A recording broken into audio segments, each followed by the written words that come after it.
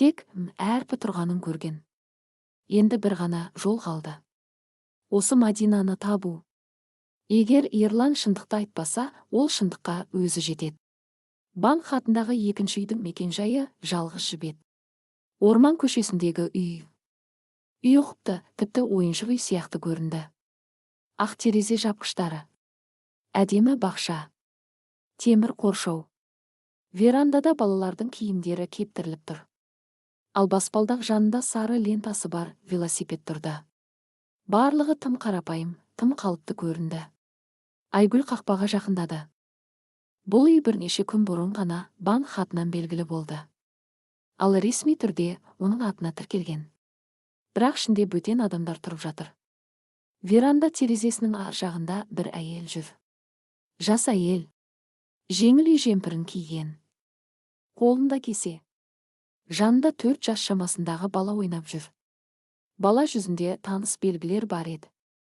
Көзі, иек қозғалысы. Еріннің жанындағы шұңқыры Ерланға ұқсайды. Айгүл қоңырауды басқысы келді. Бірақ қолын баяу түсірді.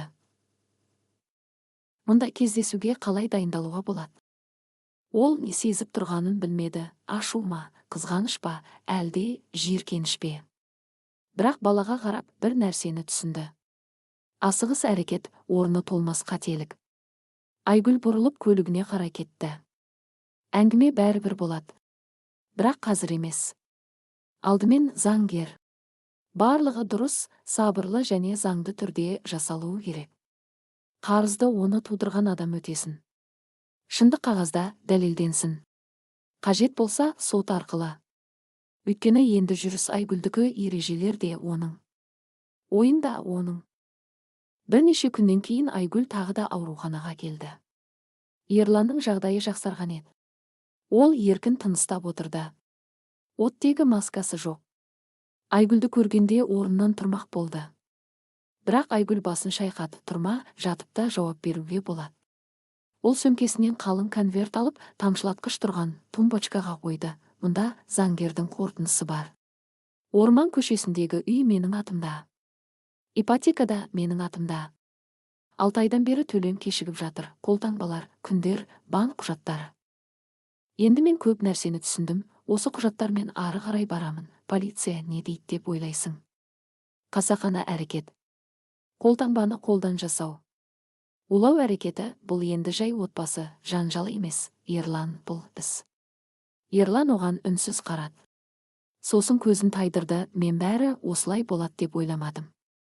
Мен жақсылық жасағым келді. Айгүл жай ғана күлімсіреді. Жоқ, сен жай ғана жоғалып кетер едің. Мұндай қарыз көп нәрсені білдіреді. Мадина, мен сенің балаң туралы да білемін. Ерлан жұтынды.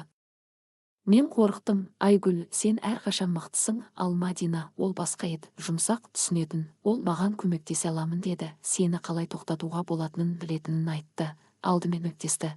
Бухгалтер, келісімдер, салықтар, бәрі оның басында еді. Мен оған сендім. Кейін қаржыда тесіктер пайда болды. Мадина. Бұл уақытша деді. Мен сендім. Ипотеканы сенің атыңа рәсімдедік. Сенің кредит тарихың таза еді, ал менде кешігу басталған. Кейін ол жүкті екенін айтты. Сол кезде мен тұзаққа түстім. Айгүл жақындай түсті. Сондықтан сен оның жоспарына келістің бе? Әйеліңді улау, құжаттарды қолдан жасау, шараппен спектакль ұйымдастыру. Ерлан дірілдеді. Ол жай ғана тыныштандыратын дәрі деді. Айгүл оған еңкейіп ондайды. Мені улауды кім ойлап тапты? Мені улауды Мадина ойлап тапты ма? Әлде өзің бе? Ерлан көзін жұмды. Ол капсулалар берді. Қауіпсіз деді. Тек уақытша естен тану сияқты әсер болады деді. Сен шаршап қалдың деп ауруханаға апарамын.